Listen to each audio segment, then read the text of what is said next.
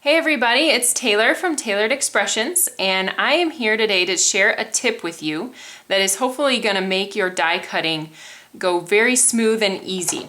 And if you have a Big Shot or a Cuttlebug machine, then you're going to want to listen especially carefully. I use my Big Shot most of the time. I do have several other machines that I like to use, but this is my main machine.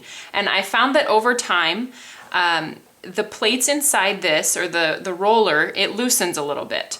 And so I found with the detailed dies, such as I have our holly plate here. This is our holly cutting plate, and it has very detailed die lines.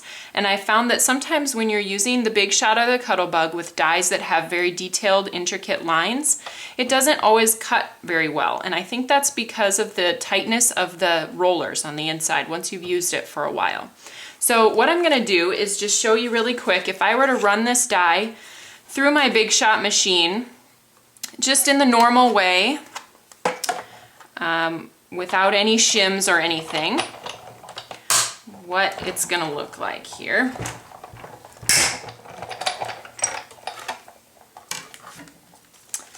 So when I take that out, you can see that I pretty much just have an impressed design. It's very hard to get these pieces out, and almost impossible in some places. You would have to tear it, which is really hard to do with a detailed die without ripping the actual design. So you can see how that's kind of frustrating, and you might have experienced that with your machine. But I have something to show you that is going to help with that. This is our Metal Adapter Shim. Now this is how it will arrive when you receive it, and you'll want to note that it has very sharp edges. So be very careful, don't slide your finger along the edge. One of the things that is recommended with this product is to just put some Scotch tape around the edges to protect your fingers. And of course, it's not for use by children. So this metal adapter plate is going to go on the bottom.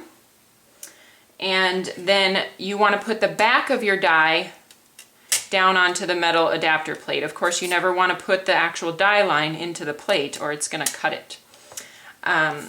So then we're going to put our paper on top of the die, and then we're going to put our last plate on. So it's just a metal shim that it's going to take a little bit of extra oomph to get it through your machine. So once you get it started, it really isn't too bad to crank it through.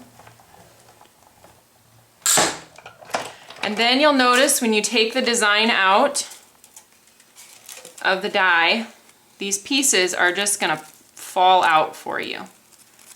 Unlike the other one that I showed you where it was really tough to peel the pieces out. And this is a detailed die, so there are lots of little pieces, but you get the idea that these pieces are just kind of falling out for me. So if you have any of our detailed dies, and this goes for several other companies as well, to use with the Big Shot and the Cuttlebug, you're going to want to pick up our Metal Adapter Shim. So hopefully that has given you a little tip to make your die cutting easier and quicker. Thanks so much for tuning in today.